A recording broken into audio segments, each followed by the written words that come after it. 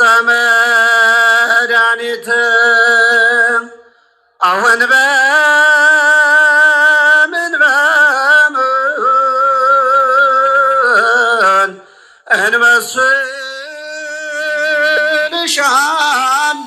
እንመስልሻለን እጾም ድንቅ እያልን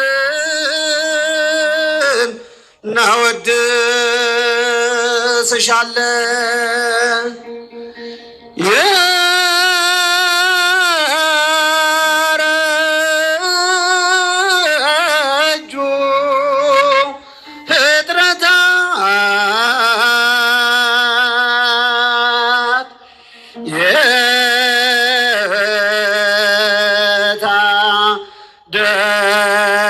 ደሱብሽ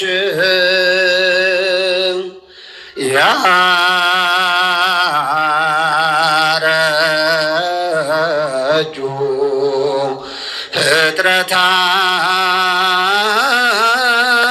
ፍጥረታት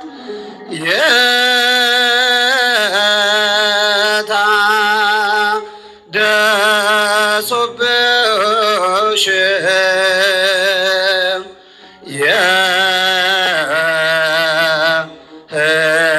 የሕይወት መሰላል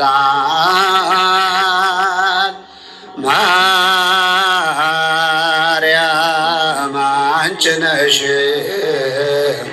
ማርያም አንቺ ነሽ። ዘምሮ አሁን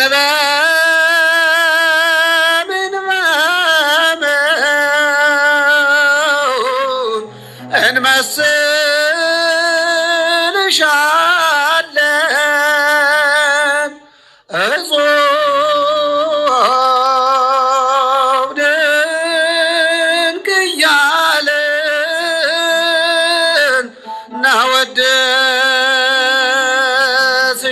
እናወድስሻለን።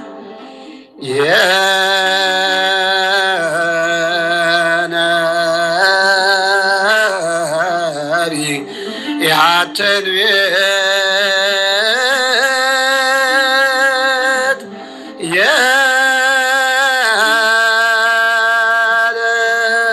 የልባችን ተስፋ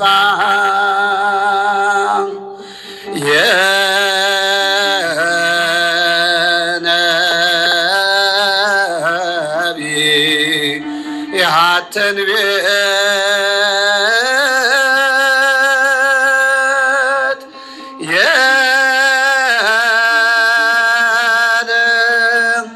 የልባችን ተስፋ ባንቺ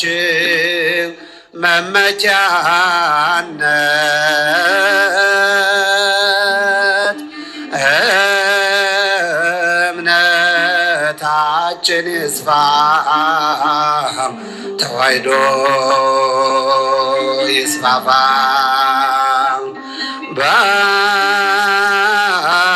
ባንቺ መመኪያነት እምነታችን ይስፋ ኦርቶዶክስ ይስፋፋ አሁን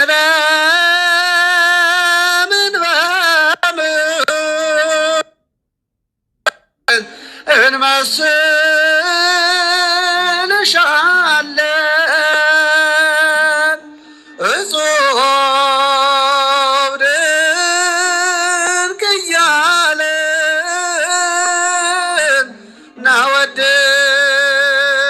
እናወድስሻለን። ማርያም ማርያም ማርያም እጃቸው ማርያም ማርያም ማርያም ትምክሕተ ዘመድነ ትምክሕተ ዘመድነ ትምክሕተ ዘመድነ ማርያም ትምክሕተ ትምክህተ ዘመድነ ትምክህተ ዘመድነ ትምክህተ ዘመድነ ማርያም ማርያም ማርያም ማርያም በጃችሁ ማርያም ማርያም ማርያም አማላጃችን አማላጃችን አማላጃችን ማርያም አማላጃችን አማላጃችን አስታራቂያችን ማርያም ማርያም ማርያም ማርያም ማርያም ማርያም ማርያም አማላጃችን አማላጃችን አማላጃችን ማርያም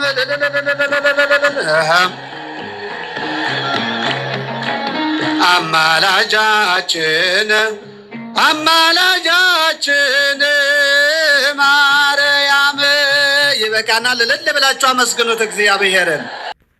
በስመ አብ ወወልድ ወመንፈስ ቅዱስ አሃዱ አምላክ አሜን።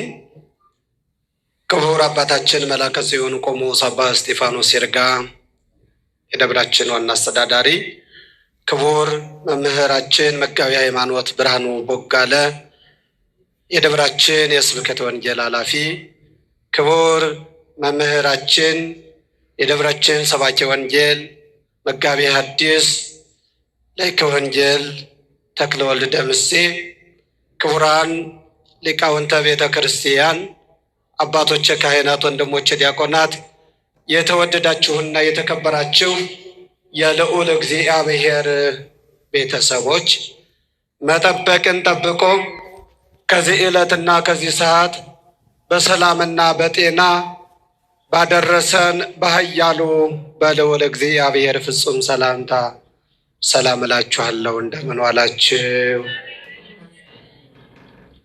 የዋላችሁ እንደምን ዋላችሁ? እንደምን አመሻችሁ? አምላካችን እግዚአብሔር ሳይገባን ኃጢአታችንና በደላችን በዝቶ እንደ ኃጢአታችን ብዛት እንደ ሰውነታችን ክፋት ያልተመለከተን በምሕረቱ በቸርነቱ ጠብቆ በፍቅሩ ስቦ ቅዱስ ሥጋው ክቡር ደሙ በሚዘጋጅበት ዕለት ዕለት የጌትነቱ ምስጋና በሚፈስበት በምህረት መገኛው በሆነው በምህረቱ አደባባይ ያሰባሰበን የአባቶቻችን አምላክ የሁላችን አምላክ ቅዱስ እግዚአብሔር ስሙ ይክበር ይመስገን። እናታችን እመቤታችን ወላዲተ አምላክ የአምላክ እናት ከሞት ወደ ሕይወት ከሐሳር ወደ ክብር የተሸጋገርንባት ምክንያተ ድህን የድህነታችን ምክንያት በመስቀል ስር የተሰጠችን የአደራ እናታችን አማላጃችን ንጽሕተ ንጹሐን ቅድስተ ቅዱሳን ድንግል ማርያም ልጇ ባከበራት መጠን ስሟ ይክበር ይመስገን። ሰው በጠፋበት ዘመን ትውልዱ ለሥጋዊ ፍላጎት በሚሮጥበት ዘመን እምነቱን ረስቶ ለሥጋው ባደረበት ዘመን በወጣትነት ዘመኗ ዓለምን በመናቅ ስልጣንን በመናቅ ዝናን በመናቅ ሀብትን በመናቅ ውበትን በመናቅ ዓለማዊውን ምድራዊውን ኑሮ በመናቅ ሰማያዊውን ዘላለማዊውን ኑሮ በማሰብ ከሁሉ የተሻለውን በመምረጥ እግዚአብሔር ያከበራት እግዚአብሔርን ያከበረች ሰማይቷ ቅድስት አርሴማ ስሟ ይክበር ይመስገን። እልል ብላችሁ እግዚአብሔርን አመስግኑ። ቅዱሳነ ኩኑ እስመ ቅዱስ አነ። እግዚአብሔር ያስተምራል፣ እግዚአብሔር ይመክራል፣ እግዚአብሔር ይገስጻል። የሚያስተምር እግዚአብሔር ነው። የሚናገር እግዚአብሔር ነው። የሚገስጽ እግዚአብሔር ነው። ምስጢር ከእግዚአብሔር ነው። ጥበብም ከእግዚአብሔር ነው። መናገር ከእግዚአብሔር ነው። መስማትም ከእግዚአብሔር ነው። እግዚአብሔር ካልፈቀደ፣ እግዚአብሔር ፈቃዱ ካልሆነ ሰዎች ከራሳቸው አንቅተው ምስጢር ሊናገሩ ሊያመሰጥሩ አይችሉም። ሰዎች እግዚአብሔር ካልፈቀደ የሰሙትን በልባቸው ሰሌዳ ጽፈው ሊያኖሩ አይችሉም። ሰዎችም ከራሳቸው አንቅተው ምስጢርን አመንጭተው ሊናገሩ አይቻላቸውም። የማን ፈቃድ መኖር አለበት? የእግዚአብሔር ፈቃዱ ሆኖ እኔ ቁሜ እንድማር፣ እኔ እየተናገርኩ እንድማር፣ እናንተ ደግሞ ተቀምጣችሁ እንድትሰሙ ለአባቶቻችን ለነቢያት፣ ለአባቶቻችን ለሐዋርያት ምስጢሩን ጥበቡን የገለጸ ለሊዲያ ልቦናዋን ከፍቶ መልካሙን እንድትሰማ መልካም እንድታደርግ እየረዳ አምላካችን ቅዱስ እግዚአብሔር በመካከላችን ሆኖ ሁላችንንም የሕይወት ቃል ያሰማን። ቅዱሳን ኩኑ እስመ ቅዱስ አነ፣ እኔ እስኪ እንበለው አብረን፣ እኔ ቅዱስ ነኝና ቅዱሳን ሁኑ። በኑሯችሁ ሁሉ ቅዱሳን ሁኑ። ይህን ቃል የተናገረው በብሉይ ኪዳን ዘመን ለሙሴ አምላካችን ቅዱስ እግዚአብሔር ነው። በአዲስ ኪዳን ደግሞ ይህንን ቃል የጻፈው ብርሃናተ ዓለም ቅዱስ ጴጥሮስ ነው። አንደኛ ጴጥሮስ ምዕራፍ 1 ቁጥር 15 ላይ ስታነቡ እኔ እግዚአብሔር አምላካችሁ ቅዱስ ነኝና ቅዱሳን ሁኑ፣ ወይም እኔ ቅዱስ ነኝና እናንተም በኑሯችሁ ሁሉ ቅዱሳን ሁኑ የሚል ኃይለ ቃል አለ። ይህንን ቃል ቅዱስ ጴጥሮስ በሚያስተምርበት ወቅት ሲጽፍና ሲናገር የእግዚአብሔርን ቅድስና፣ የሰውን ቅድስና ወይም ደግሞ የመላእክትን ቅድስና፣ የመላእክትና የሰው ቅድስና፣ የእግዚአብሔርን ቅድስና ለይቶ አመስጥሮ አራቆ ተናግሯል። ለምሳሌ ዛሬ እኛ በዚህ የተሰበሰብነው ለምንድን ነው ቢባል ለምንድን ነው ትሉኛላችሁ? ለቅድስና ነው አይደለም? ለምንድን ነው የተሰበሰብነው? ለመቀደስ። ለምንድን ነው የተሰበሰብነው? ለመባረክ። ለምንድን ነው የተሰበሰብነው? ከኃጢአት ባርነት ነፃ ለመውጣት፣ ዓለም ድል እንዳትነሳን፣ ዓለም እንዳታሸንፈን፣ በዓለም ያለው ኃጢአት ድል እንዳይነሳን፣ በዓለም ሳላችሁ መከራ አለባችሁ፣ በዓለም ሳላችሁ ዓለም ታታልላችኋለች፣ ለዓለም እንዳትታለሉ እኔ ዓለምን ድል እንደነሳሁት እናንተም በጾም በጸሎት በምግባር በሃይማኖት ጸንታችሁ በቤተ መቅደስ ተመላልሳችሁ እያወቃችሁ በድፍረት ሳታውቁ በስተት ከልጅነት እስካሁኑ ሰዓት ያጠፋችሁትን ጥፋት በእኔ ይቅርባይነት በማሰር በመፍታት ስልጣንን በሰጠዋቸው በካህናት አማካኝነት ወደ ቤተ መቅደሱ መጥታችሁ ንጽህናን ቅድስናን ታገኛላችሁ። ስለዚህ እኔ የምሰጣችሁን የጸጋ ቅድስና አጽንታችሁ ያዙ፣ ቅዱሳን እንድትሆኑ እኔ አምላካችሁ ቅዱስ ነኝ፣ እናንተም ቅዱሳን ሁኑ ሲል ይህንን መልእክት ማን ነገረን? እንደምን አመሻችሁ። ማን አስተማረን? ይህን ቃል እግዚአብሔር ነገረን። አሁን ቅድስና ምንድን ነው? ቀደሰ፣ አመሰገነ የሚል ሰዋስወ ግስ አለ። ይህ ግስ ከዚህ ግስ የተገሰሰ ቃል ቢሆንም ቀደሰ፣ አመሰገነ፣ ለየ፣ አከበረ፣ መረጠ የሚል ትርጉምና ፍች አለው። ቅድስና መመረጥ ነው። ቅድስና መለየት ነው። ቅድስና መክበር ነው። ቅድስና መባረክ ነው። ስለዚህ ወደ ቤተ መቅደስ የመጣ ነው ለምንድን ነው? ለመባረክ፣ ለመቀደስ፣ ለመለየት ከየት ከኃጢአተኛው ዓለም ለመክበር ለመባረክ ከረከሰው ዓለም ከቆሸሸው ዓለም ኃጢአት በደል ከሚፈራረቅበት ዓለም ከሚጨፍረው ዓለም ከሚዘሙተው ዓለም ከሚሰርቀው ዓለም ከአድመኛው ዓለም ከዘረኛው ዓለም ርኩሰት ጣዖት አምልኮን ከሚያመልከው ዓለም እኛ እንድንለይ እግዚአብሔር በቅድስና ሕይወት እንዲለየን። ቅድስና በሁለት ይከፈላል። በስንት ይከፈላል? በሁለት። የመጀመሪያው ቅድስና የእግዚአብሔር ቅድስና ነው። እግዚአብሔር በባህሪው ቅዱስ ነው። እግዚአብሔር በባህሪው ንጹሕ ነው። እግዚአብሔር በባህሪው ክቡር ነው። ሰዎች ተሰብስበው የሚያከብሩት ማን ነው? ለእግዚአብሔር ዝና የሚለግሱለት ወይም ደግሞ ሰዎች ተሰብስበው አይከብርም ቢሉት ክብሩ የሚቀነስ አይደለም። እግዚአብሔር በባህሪው የከበረ ነው። እግዚአብሔር በባህሪው ሰዎች ቅድስናን የሚሰጡት ሳይሆን በባህሪው ቅዱስ ነው። እግዚአብሔር በባህሪው ልዩ ነው። መሳይ የለውም፣ የሚተካከለው የለም ማለት ነው። ስለዚህ መላእክተ ሰማይ በላይ በሰማይ በአርያሙ ነው ቅዱስ ቅዱስ ቅዱስ እያሉ አሸናፊ እግዚአብሔር ጸባኦት ፍጹም ምሉ ሰማያትና ምድርን የፈጠርክ ብቻህን በአርያም የምትኖር ሰማይና ምድር ግዛትህ የሆነ ሁሉን ለአንተ ሁሉን አንተ ለአንተ የፈጠርክ አልፋና ኦሜጋ ፊተኛው ኋለኛው መጀመሪያው መጨረሻው አንተ ነህ ብለው ቅድስናውን መላእክት የሚመሰክሩለት እግዚአብሔር ቅዱስ ነው። ስሙ ይክበር ይመስገን።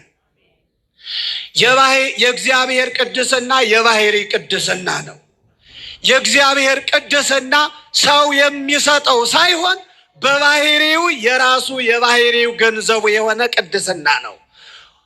ሁለተኛው ቅድስና የሰውና የመላእክት ቅድስና ነው።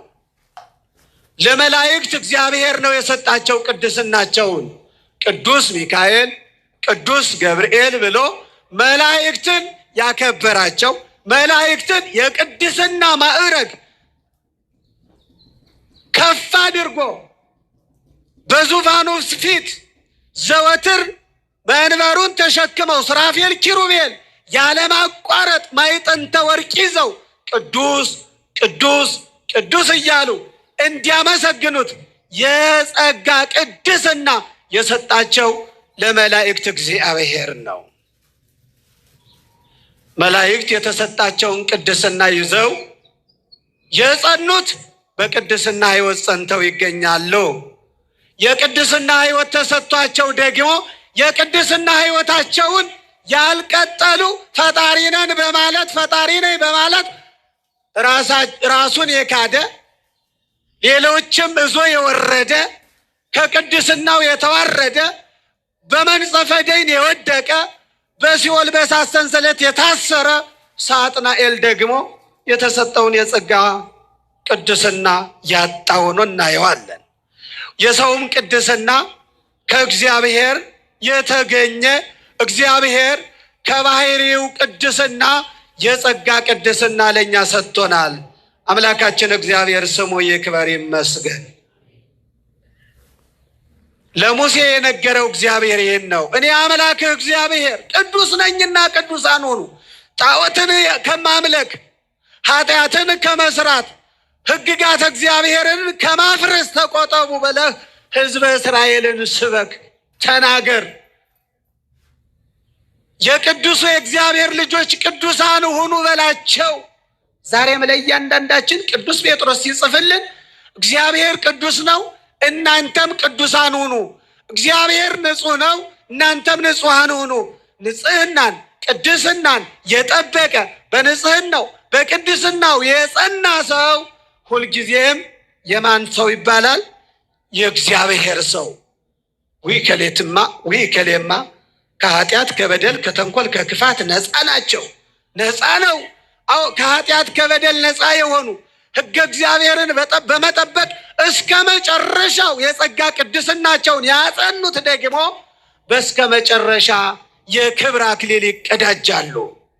የክብር አክሊል የተቀዳጁ እግዚአብሔር ደግሞ ቃል የሚገባላቸው ቃል የገባላቸው መታሰቢያቸው ለዘላለም የሚሆን በምድር የማማለድ ጸጋ የሚሰጣቸው የጸጋ ቅድስናቸውን በመጠበቃቸው ሩጫቸውን በዛ ዓለም የነበረውን ሕይወታቸውን ጨርሰው ወደዛኛው ዓለም ሲሸጋገሩ ደግሞ ታሪካቸው በምድር የማይረሳ እግዚአብሔር ዓለምን እስኪያሳልፍ ድረስ ለትውልዱ ሁሉ ምልጃቸው የሚተርፍ ለትውልዱ ሁሉ ቃል ኪዳናቸው የሚተርፍ ሆነው ይቀጥላሉ። ከእግዚአብሔር የተሰጣቸውን ጸጋ የጠበቁ ከእግዚአብሔር የተሰጣቸውን የጸጋ ቅድስና ያከበሩት ቅዱሳንን ስንመለከት በዘመናቸው ከካህናት ወገን ከምዕመናን ወገን ሰማዕት የሆኑ ጻድቅ የሆኑ ነቢይ የሆኑ ሐዋርያ የሆኑ እግዚአብሔር የመረጣቸው እግዚአብሔር ያከበራቸው የጸጋ ልጅነትን ሰጥቷቸው የጸጋ ቅድስናን ሰጥቷቸው የጸጋ ቅድስናቸውን ጠብቀው በመጽናት እስከ መጨረሻው ይህን ዓለም ንቀው ወደዛኛው ዓለም በክብር የተሸጋገሩት ቅዱሳን ዛሬም ለሕይወታችን ብርሃን ናቸው። ክብርና ምስጋና ለአምላካችን ይሁን። ቅድስት አርሴማ ቅድስት የሚል ስም አልነበራትም። አርሴማ ነበር ስሟ። ቅዱስ ጊዮርጊስ ነበር ስሙ። ቅዱስ የሚል ስም አልነበረውም። በዚህ ዓለም ሳለ ስለ አምላኩ ስለ እግዚአብሔር በመመስከሩ የጸጋ ቅድስና ተጨመረለት። እግዚአብሔር የሰጠውን ጸጋ ስላጠበቀ ስላጸና ስለያዘ በዚህ ዓለም ድል ስላልተነሳ ሰማዕተ ጽድቅ ወይም ደግሞ የእግዚአብሔር ሰማዕት ቅዱሱ የእግዚአብሔር ሰማዕት የሚል ቅዱስ ጊዮርጊስ የሚል ስም ተቀበለ። ቅድስናውን ጠብቆ ይህን ዓለም ድል ነስቶ ወደዛኛው ዓለም በምድራዊ ፈተና ጸንቶ ያኛውን ዓለም በጸጋ ተቀበለው፣ በአክሊል ተቀበለው። ስለዚህ ቅድስናው የጸናለት ሆነ። ስለዚህ ቅድስና ከዓለም መለየት፣ ቅድስና ካልከበሩት ተለይቶ መክበር፣ ቅድስና ከቆሸሹት በኃጢአት ከረከሱት ተለይቶ መንጻት፣ መቀደስ፣ መለየት፣ መመረጥ ከሆነ እኔና እናንተ በደስታችንም ጊዜ በሐዘናችንም ጊዜ በማጣትም ጊዜ በማግኘትም ጊዜ ቅድስናችንን ሊከለክል ቅድስናችንን ሊያስቀር ቅድስናችንን ሊያስወግድ የሚችል ማንኛውም ነገር ድል ሊነሳን ይገባል አይገባም? በፈተና መጽናት ይኖርብናል። በመከራ መጽናት ይኖርብናል። ቅድስት አርሴማ ቅድስት ያሰኛት በምድራዊ ሕይወቷ አምላኳን አውቃ ፈጣሪዋን አውቃ እግዚአብሔር በመገዛቷ እግዚአብሔርን በማክበሯ የተሰጣትን የጸጋ ቅድስና አጽንታ በመያዟ ምን አገኘች? ቅድስት የሚል ስም አገኘች። እኔና እናንተ በምድር በ40 በ80 ቀናችን የቅድስና ማዕረግ ቅዱሳን የሚያሰኝ የጸጋ ቅድስና ከአብረከ መንፈስ ቅዱስ ከማኅፀነ ዮርዳኖስ አግኝተናል፣ ተቀብለናል። የተቀበልነውን የቅድስና ሕይወት አጽንተን እስከ መጨረሻው ይዞ መገኘት ይኖርብናል ማለት ነው። አምላካችን መድኃኒታችን ኢየሱስ ክርስቶስ ስለ ቅድስና ሲናገር በማቴዎስ ወንጌል ምዕራፍ 5 ቁጥር 48 ላይ እንግዲህ ይላል የሰማዩ አባታችሁ ፍጹም እንደሆነ እናንተም እንዲሁ ፍጹማን ሁኑ።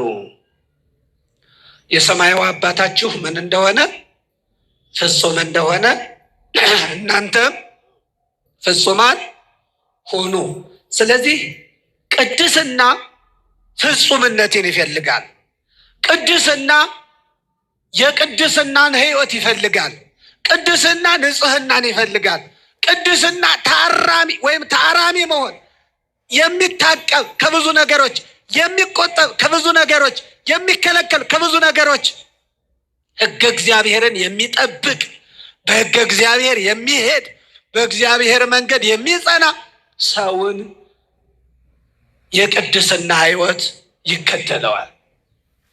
ቅድስት አርሴማ በዘመኗ ብዙ ፈተና ገጥሟት ነበረ። ከቅድስናዋ ስለሚያወጣት ከቅድስናዋ ሊያወጣት ስለሆነ ግን ተቀበለችው አልተቀበለችው? አልተቀበለችው።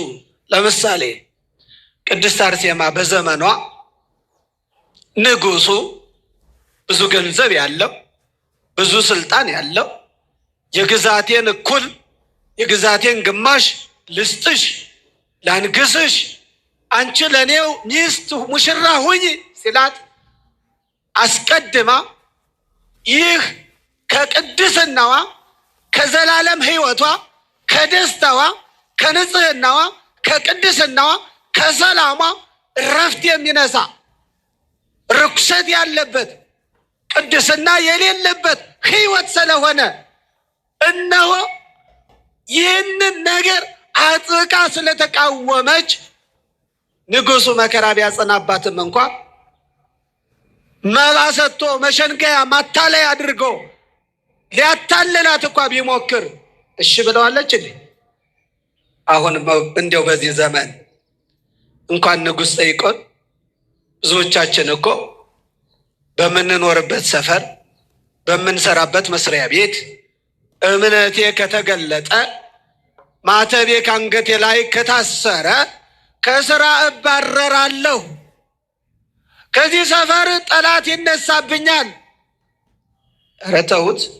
ማዕዱን ለመባረክ ሆቴል ውስጥ ተቀምጠን ሰርግ ቤት ተቀምጠን ብዙ ሰው በተሰበሰበበት ቦታ ሆነን በተለይማ መናፍቅ አሕዛብ ባለበት በበዛበት አካባቢና ቦታ ከሆን ማዕዱን መባረክ አቁመን እንዲሁ ጠርገን የምንበላ የለንም።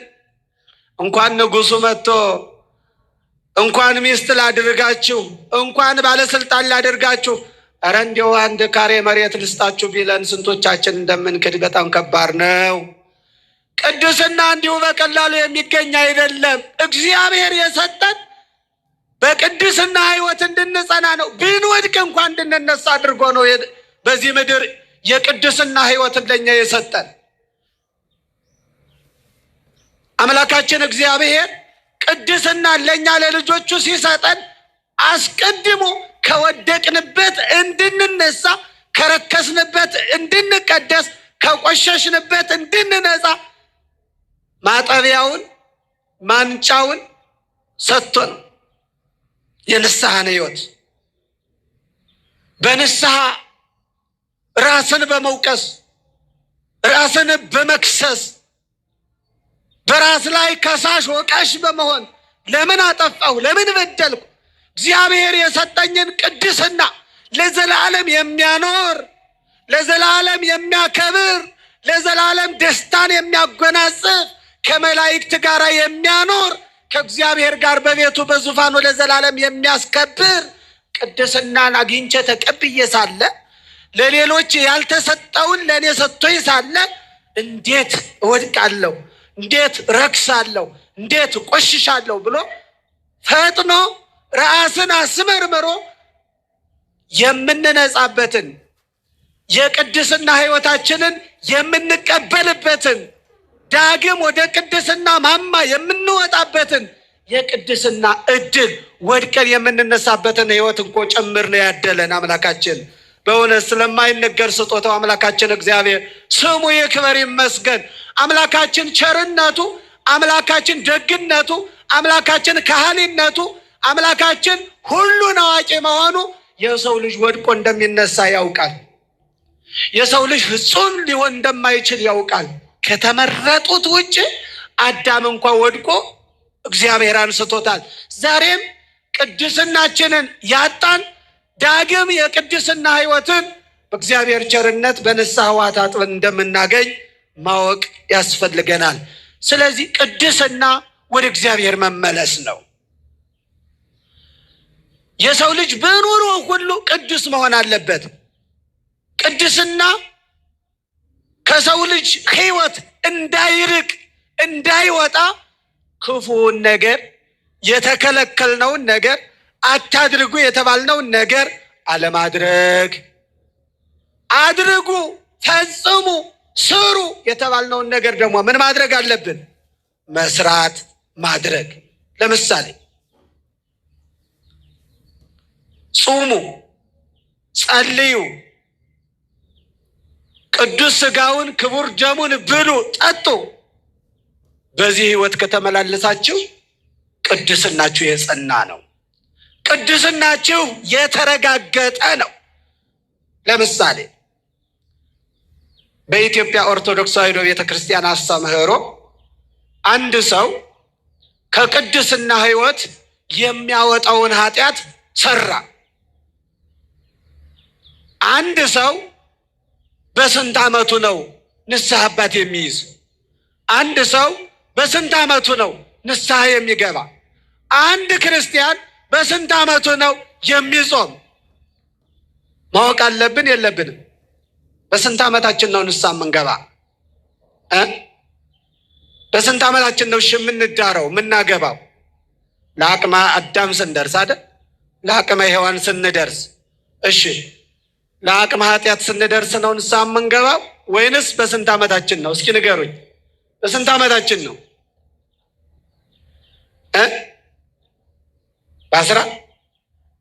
በ17 በ18? እሱ የጋብቻ ነው። በኢትዮጵያ ኦርቶዶክስ ተዋሕዶ ቤተክርስቲያን የጾም ስርዓት የምንጀምረው በ40 እና በ80 የሥላሴ ልጅ ስንቀበል ነው።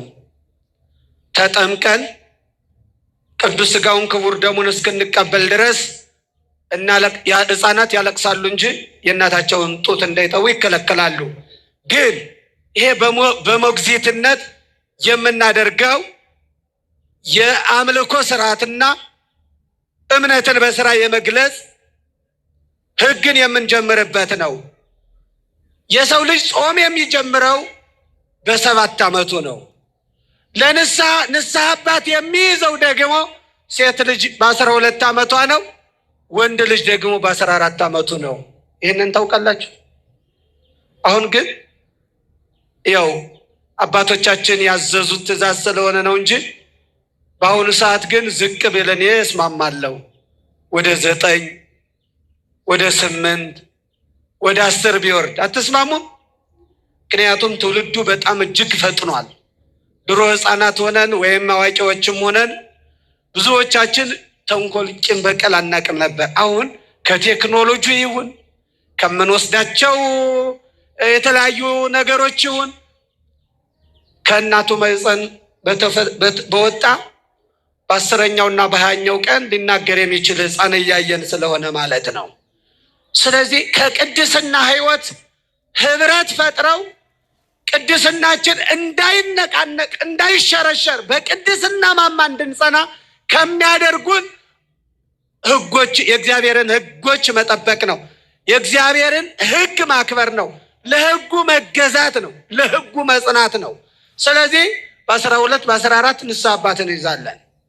ያጠፈነውን ጥፋት የበደልነውን በደል ምንም አይነት በአንድ አይነት ኃጢአት ተደጋጋሚ እየወደቅን አባቶቻችን የሰለቹን እስኪመስለን ድረስ ብንሳቀቅ እንኳን በፍጹም በሆነ ተመስጦ ፍጹም በሆነ ፍቅር ወደ እግዚአብሔር መቅረብ ወደ ካህኑ መቅረብ ይገባናል ማለት ነው። ስለዚህ የቅድስና ሕይወትን አጽንቶ ለመያዝ የሰማዩ አባታችሁ ፍጹም እንደሆነ እንዲሁ እናንተም ፍጹማን ሁኑ ተብለናል። ፍጽምና ወይም ፍጹምነት የሚገኘው በእግዚአብሔር ነው። እግዚአብሔር በባህሪው ፍጹም ነው፣ አይሳሳትም። እኔና እናንተ ግን እንሳሳታለን። አንሳሳትም? እንሳሳታለን። የማይሳሳትማ የለም። እንሳሳታለን። ግን ከተሳሳትንበት የስህተት መንገድ መውጣት አለብን ማለት ነው። ቅዱስ ጴጥሮስ አስቀድሞ እርሱ ራሱ ተሳስቶ ነበረ። አልተሳሳተም እንዴ? ተሳስቷል።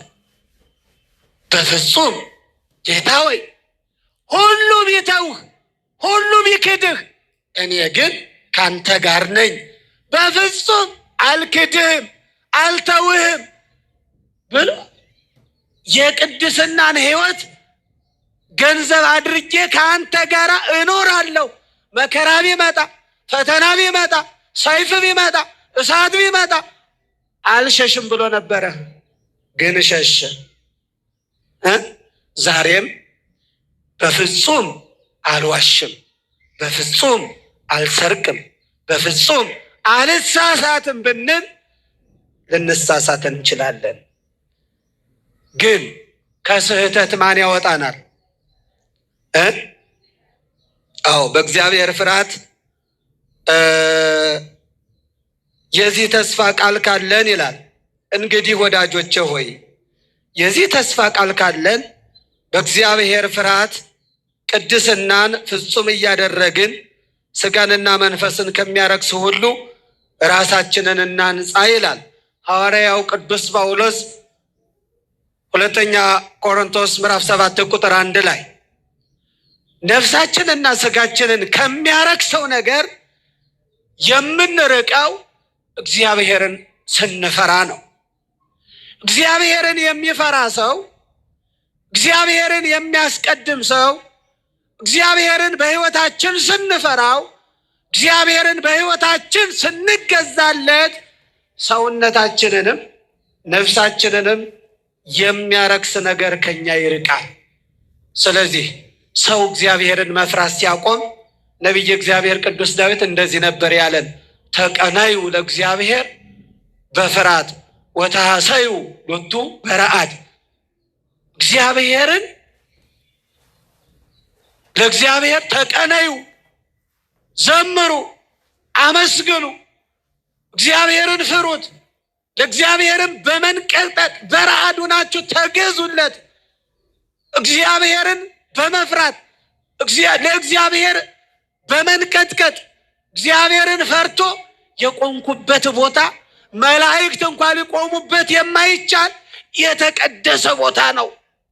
ክንፋቸውን ዘርግተው አንዱ ከአንዱ ጋር ክንፉን ገጥሞ ቅዱስ ቅዱስ እያሉ የሚያመሰግኑበት ቤተ መቅደሱ ነው፣ የእግዚአብሔር ቤት ነው ብለን ቤተ መቅደሱን ስንፈራ እግዚአብሔርን እየፈራ ነው። በሰውነታችን ውስጥ እግዚአብሔር አለ። እግዚአብሔር በእኛ ውስጥ አለ የለም? ከዚህ ቤተ መቅደስ መጀመሪያ በእኔና በእናንተ ውስጥ ነው እግዚአብሔር ያለ። በዚህ በሶስት አይባን ሰኔ 20 ተሰርቶ በተመረቀው አምሳል በሆነው ቤተ ክርስቲያን አይደለም እግዚአብሔር መጀመሪያ የሚያድረው። መጀመሪያ እግዚአብሔር የሚያድረው በእኔና በእናንተ ሕይወት ነው። ክብርና ምስጋና ለአምላካችን ይሁን። በእኛ ሕይወት ውስጥ ነው እግዚአብሔር መንፈስ ቅዱስ መጀመሪያ የሚያድረው። አንትሙ ታቦቱ ለመንፈስ ቅዱስ፣ እናንተ የመንፈስ ቅዱስ ማደሪያዎች ናችሁ ተብለናል። በአዲስ ኪዳን ሰውና እግዚአብሔርን አንድ የሚያደርገው ልዩ የሚያደርገው ሰውና እግዚአብሔር ህብረቱ ነው። እግዚአብሔር ምስሌነ ወይም ደግሞ አማኑኤል የሚለው ትርጉም ሰውና እግዚአብሔር አንድ የሆነበት ምስጢር ነው። እግዚአብሔር መንፈስ ቅዱስ በእኛ ውስጥ አለ፣ ሁልጊዜም ያድራል። እግዚአብሔር ደግሞ ወሰን የለው። እግዚአብሔር ደግሞ በሁሉ ምዕሉ ነው። በእያንዳንዳችን ቤት ማን አለ? ቤት የተባልነው እኔ እናንተ ነን፣ የመጀመሪያው ማደሪያዎች። ስለዚህ እግዚአብሔር በሕይወታችን ውስጥ ሁልጊዜም ከእኛ ጋር የሚሆነው ሰው የሚኖረው በቤቱ በንጹህ ቤት ውስጥ ነው፣ በቆሸሸ ቤት ውስጥ ነው። ለምሳሌ የቆሸሸ አልጋ ላይ፣ የቆሸሸ መኝታ ላይ፣ የቆሸሸ ቤት ውስጥ፣ የቆሸሸ መቀመጫ ላይ ትቀመጣላችሁ? ሰው ይቀመጣል እንዴ? አይቀመጥም። እሺ፣ በኃጢአት በቆሸሸ በበደል በረከሰ ጣዖት በሚያመልክ በሚዘሙት በሚሰርቅ በሚዋሽ በሚያታልል ጣዖት በሚያመልክ ሰው ውስጥ እግዚአብሔር ይኖራል አይኖርም? ተናገሩ። በቃ እግዚአብሔር የሚኖረው እኛ በንጹህ ቤት፣ በአማረ ቤት፣ በተዋበ ቤት፣ መዓዛ ባለው መዓዛው በሚያውድ ውበት ባለው ቤት ውስጥ የምንኖር ከሆነ አስቡት። እግዚአብሔርንማ እንዴት መለኮታዊ ባህሪው ንጹሕ ባህሪው ቅዱስ የሆነው እግዚአብሔር እንዴት ያለ ቅዱስ የሆነ የነጻ ደስ የሚያሰኝ ቤት መኖር እንደሚሻ ተመልከቱት። እግዚአብሔር ንጹህ ቤት ይፈልጋል። እግዚአብሔር ቅዱስ ቤት ይፈልጋል። እግዚአብሔር ንጹህ ቤት ይፈልጋል። ንጹሃን ሆነን ቅዱሳን ሆነን እግዚአብሔር እንዲያድርብን ፈቃዱ ይሁን። ግዴላችሁ ሁላችን በድለናል። ሁላችን አሳዝነናል። ሁላችን ረክሰናል፣ ቆሽሸናል። ዓይናችን አይቷል፣ ጆሮአችን ሰምቷል፣ እጃችን አንስቷል፣ እግራችን ሄዷል። ግዴላችሁም እግዚአብሔር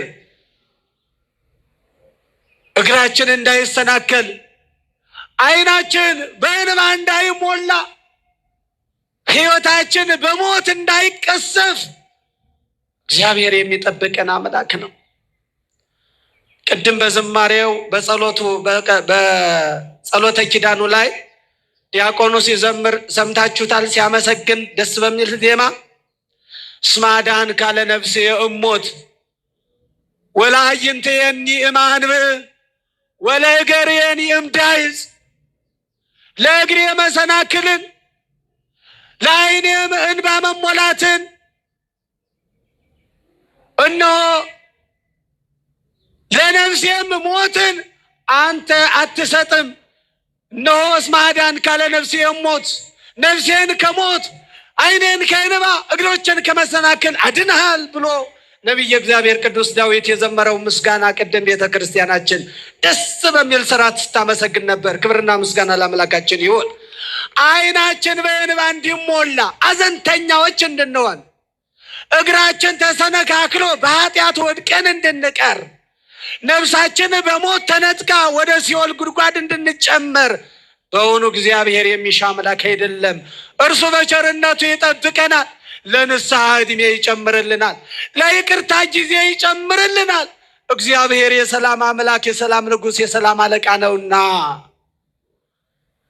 መዝሙር 56 በቅንፍ 55 ቁጥር 13 ላይ ነቢየ እግዚአብሔር ቅዱስ ዳዊት ቅድም በጸሎት የሰማነው ኃይለ ቃል ነው።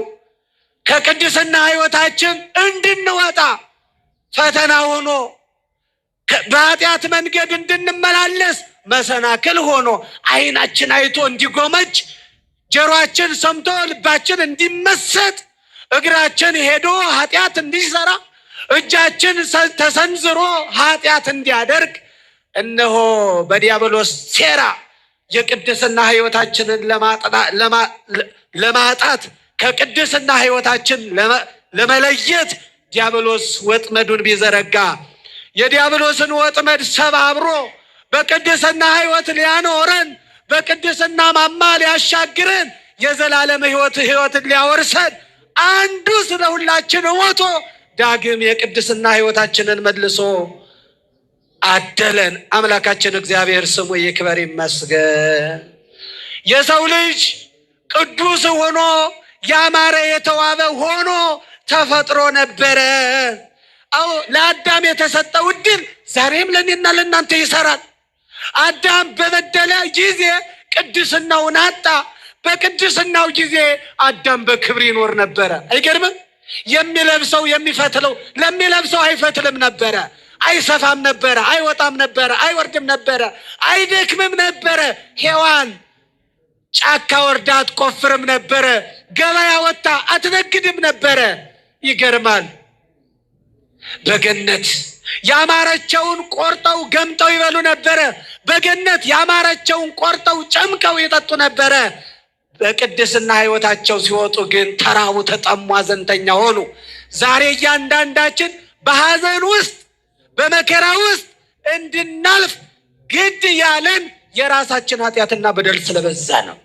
አዳም የተራበው፣ አዳም የተጠማው፣ አዳም የተንከራተተው፣ አዳም በዲያብሎስ ወገቡ የተሰበረው፣ አዳም አዕዋፋት ከገደል አምጥተው ከጫካ አምጥተው ምግብ እስኪመገቡ ድረስ የተራበው፣ የተጠማው፣ የተንከራተተው፣ ሐዘንተኛ ልቅሶ የበዛበት ጸጋውን ስለተገፈፈ ነው። የምኑን ጸጋ? የልጅነት ጸጋ፣ የቅድስና ጸጋ ተሰጥቶት ሳለ ጸጋውን ተገፈፈ። በኃጢአት ምክንያት፣ በሆዱ ምክንያት፣ በመብል ምክንያት፣ በስልጣን ምክንያት አምላክ እሆናለሁ ብሎ በሆዱ ምክንያት በሚበላው ነገር ኃጢአት ሰራ። ዛሬ ብዙዎቻችን ለሆዳችን ብለን እምነታችንን ስንቶቻችን ሽጠነዋል። ሆዳችን ሊደፋን ደርሷል።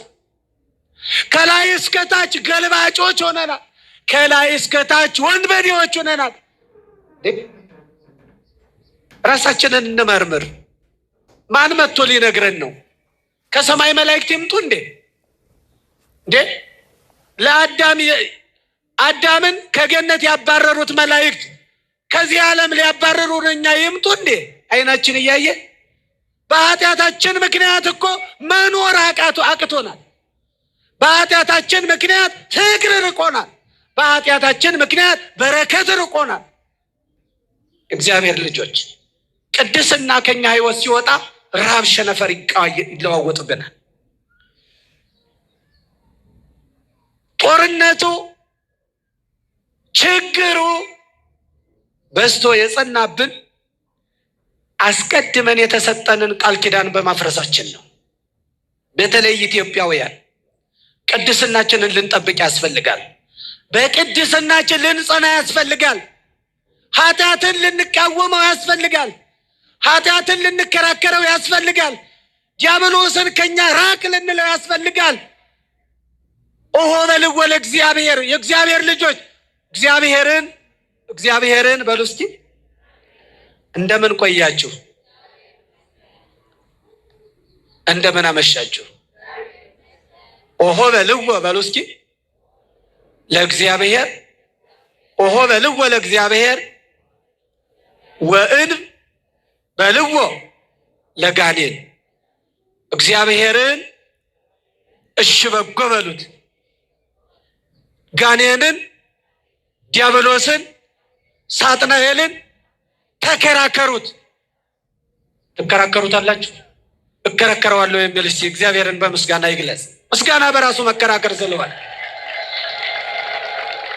እልልታ፣ ዝማሬ፣ ምስጋና፣ ጾም፣ ጸሎት፣ ስግደት፣ ምጽዋት፣ ንስሐ በአጠቃላይ ዲያብሎስን መከራከር ነው። ዲያብሎስን መቃወም ነው። ሚስት ለባል መታመን፣ ባል ለሚስት መታመን፣ ልጆች ለወላጆች መታመን፣ ወላጆች ለልጆች መታመን፣ ሰዎች ለሀገራቸው መታመን፣ ሰዎች ለወገናቸው መታመን ዲያብሎስን መቃወም መከራከር ነው። ያዕቆብ ምዕራፍ 4 ቁጥር 7 ላይ የሚነግረን ነው። ወደ እግዚአብሔር ቅረቡ ወይቀርበክሙ፣ እግዚአብሔርም ወደ እናንተ ይቀርባል። እግዚአብሔር እንዲቀርባችሁ ወደ እግዚአብሔር ቅረቡ። ወደ እግዚአብሔር ስንቀርብ የጸጋ ቅድስናችን የጸና ነው። ወደ እግዚአብሔር ስንቀርብ ወደ እግዚአብሔር የቀረብንበት እግዚአብሔር ደግሞ ከእርሱ ጋር ስንሆን በረከታችንን ያበዛል። እንባረካለን፣ እንቀደሳለን። ቢያገቡ ይወልዳሉ፣ ቢነግዱ ያተርፋሉ፣ ቢያርሱ ያመርታሉ፣ ቢያስተምሩ ጥበብን እውቀትን ይጨምራሉ። ካሊያ ግን እግዚአብሔር ሳይያዝ፣ እግዚአብሔር በሌለበት፣ እግዚአብሔር በማይከብርበት፣ እግዚአብሔር ስሙ በማይጠራበት ቤት ውስጥ፣ እግዚአብሔር በማይከብርበት እውቀትና ጥበብ ውስጥ፣ እግዚአብሔር ስሙ በማይጠራበት ዲግሪ በወረቀቶች መካከል ለውጥ አይመጣም። እግዚአብሔር ከኛ ጋር ግን ከሆነ ለውጥ ይመጣል። እግዚአብሔር ከኛ ጋር ከሆነ ማዕበሉ ጸጥ ይላል። እግዚአብሔር ከኛ ጋር ከሆነ ጠላት ዲያብሎስ ድል ይነሳል። አያችሁ፣ እግዚአብሔር ከኛ ጋር ስለሆነ ነው አምላካችን ኢየሱስ ክርስቶስ በአካለ ሥጋ ወደ ሲኦል ወርዶ በሲኦል ጠላታችንን ለ5500 ክፍለ ዘመን የገዛንን ሰይጣን በእሳት ሰንሰለት አስሮ ያስቀመጠልን። ዛሬ እግዚአብሔር ከኛ ጋር ነው፣ አልተለየንም። እናት እንደሌለው ወላጅ እንደሌለው በምድር አባዬ እማዬ የሚለው ወላጅ እንደሌለው ልጅ አልተዋችሁም፣ እኔ ከእናንተ ጋር ነኝ። ዳግም ወደ እኔ እስክትመጡ ድረስ ኃይል የሚሆናችሁን፣ ጽናት የሚሆናችሁን፣ ሞገስ የሚሆናችሁን፣ ጥበብ የሚሆናችሁን፣ ፈተናውን ድል የምትነሱበትን ኃይል ጽናት የሚሆናችሁን፣ ለሰዎች ተከራክራችሁ መልስ የሚሆነውን ጥበብን እውቀትን የሚገልጸውን መንፈስ ቅዱስን አሳድርባችኋለሁ። እርሱ ከእናንተ ጋራ ነው፣ ስለ እናንተ ይናገራል። ስለምትናገሩት ነገር አታስቡ። ግን በዓለም ሳላችሁ መከራ አለባችሁ። መከራውን እኔ ድል እንዳደረግኩት እናንተም ድል አድርጋችሁት እኔ ወደምኖርበት ዳግም እመጣና እወስዳችኋለሁ፣ ከእናንተ ጋር እኖራለሁ፣ እናንተም ከኔ ጋር ትኖራላችሁ ይላል። በቅድስና ስንጸና ይህን ክብር እናገኛለን። እውነት ሐሰት? እስኪ ዛሬ ጀምሮ ቃል እንግባ። የምንገባውም ቃል ከዛሬ ጀምሮ የነፍስ አባት ኖሮኝ ኃጢአቴን ዕለት ዕለት በአባቴ እናዘዛለሁ፣ የማላውቀውን የእግዚአብሔርን ቃል ተምሬ ከኃጢአት መንገድ ወደ ጽድቅ መንገድ በረከት አልባ ከመሆን በበረከት የተትረፈረፍ ልጁ ሁኜ ልኑር። ኧረ እንዲያው የእግዚአብሔር ልጅ ሁኜ እዚህ ወድቄም እንደኛ ችግረኛ ሁኜ ልኑር። አንዳንድ ጊዜ ይገርማል። እግዚአብሔር በብዙ ፈተና እንዳንወርቅ ይመስለኛል። በቤቱ እንዲሁ እያንበላወሰ ያኖረናል። እግዚአብሔር ስሙ ይክበር ይመስገን። እስከ ኃጢአታችንም ቢሆን አልተወንም፣ አልሰለቸንም። ኃጢአታችን አይከረፈውም፣ ኃጢአታችን አይከብደውም፣ ሸክማችን አይከብደውም። እስከ ኃጢአታችን ስንመጣ ሊሸከመን ሊታቀፈን ወዶ ልጄ እንኳን ደህና መጣሽ፣ እንኳን ደህና መጣህ የሚለን አምላክ ነው። ክብርና ምስጋና ለስሙ ይሁን።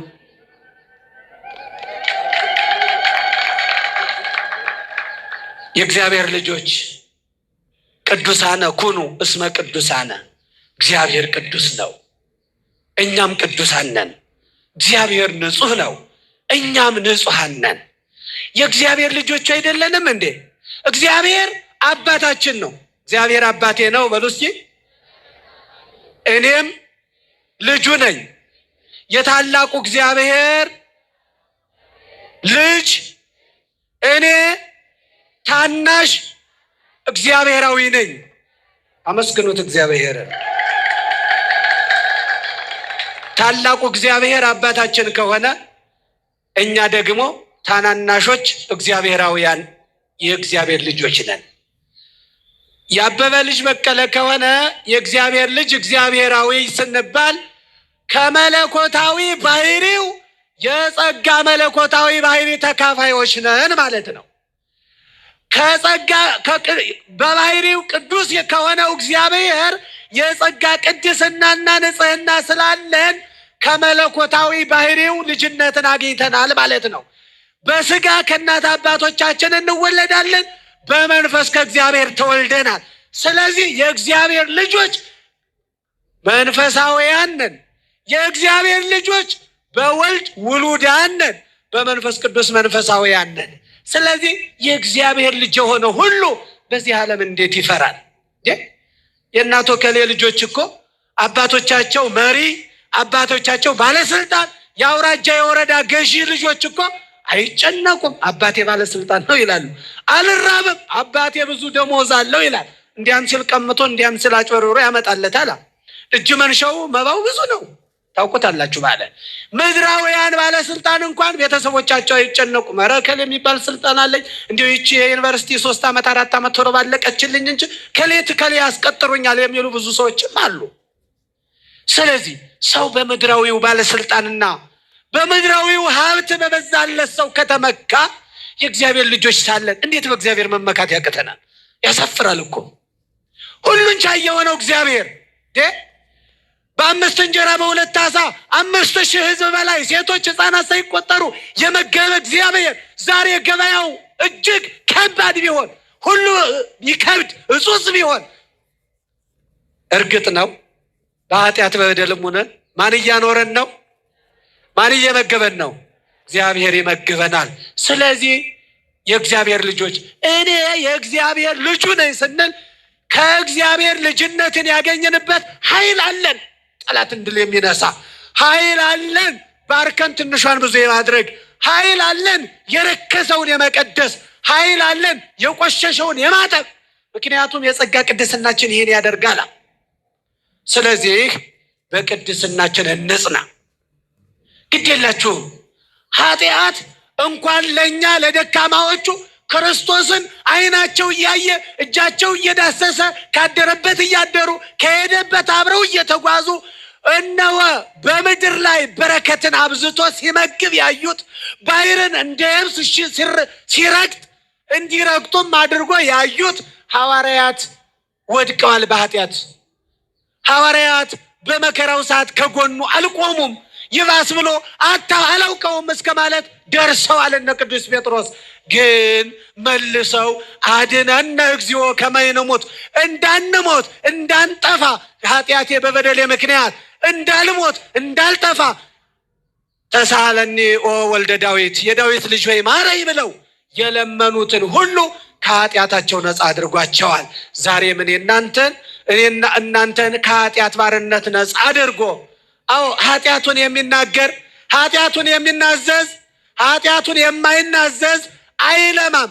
ኃጢአቱን የሚሰውር አይለማም። ኃጢአትን የሚተዋት ኃጢአትን የሚናዘዛት እርሱ ምሕረትን ያገኛል። ምሳሌ 28:13 የሚናገረው ኃይለ ቃል ነው። የቅድስናን ሕይወት ለማጽናት ኃጢአትን መናዘዝ ያስፈልጋል። ኃጢአቱን የማይናገር ሰው፣ ኃጢአቱን በደሉን የማይናዘዝ ሰው፣ በንስሐ ውሃ የማይታጠብ ሰው አይለማም። አሁን ገበሬው ዘር የሚዘራበት ወቅት ነው። ታውቃላችሁ? ገበሬው የሚዘራው ዘሩን ለምንድን ነው ካልን የተዘራው ዘር በቅሎ አብቦ 30-60 መቶ ፍሬ እንዲያፈራለት ነው። ስለዚህ እኔና እናንተ ፍሬ የምናፈራበት የንስሐ ሕይወት ነው። ኃጢአቱን የሚሰውር የማይናገር አይለማም ማለት ሰሎሞን። አይለማም ማለት አያፈራም፣ አያብብም፣ ፍሬ የለውም፣ ገለባ ነው። ሕይወት የለውም፣ ሕይወቱ የጠፋ ነው። ተስፋ የለውም፣ ተስፋው የጠፋ ነው። በእግዚአብሔር ፊት ኃጢአት በደል ያደረገ ነው። ነውሩን የሚሰውር በእግዚአብሔር ፊት በደለኛ ነው። እውነት እውነት እላችኋለሁ ንስሐ ባትገቡ እንዲሁ ትጠፋላችሁ፣ ንስሐ ብትገቡ ግን የዘላለም ሕይወትን ተወርሳላችሁ ይላል የእግዚአብሔር ቃል። ስለዚህ ከኃጢአት ከበደል ነስተን በንስሐ ውሃ ታጥበን ከቀደመው ኃጢአት በደላችን ተላቀን በንስሐ ውሃ ራሳችንን አጥበን ቅዱስ ሥጋውን ክቡር ደሙን በልተን ጠጥተን ከማን ጋር እንኑር? ሥጋዬን የበላ ደሜን የጠጣ ከኔ ጋር ይኖራል ይላል። ሥጋውን በልቼ በሉ እስኪ። ምን ነው ፈራችሁት? ሥጋውን በልቼ ደሙን ጠጥቼ ከእርሱ ጋር እኖራለሁ። ከእርሱ ጋር ስኖር እርሱም ከኔ ጋር ይኖራል። የዮሐንስ ወንጌል ምዕራፍ 6 ከቁጥር 35 ጀምሮ አንብቡት። እኔ ቅዱስ ነኝና እናንተም ቅዱሳን ሆኑ።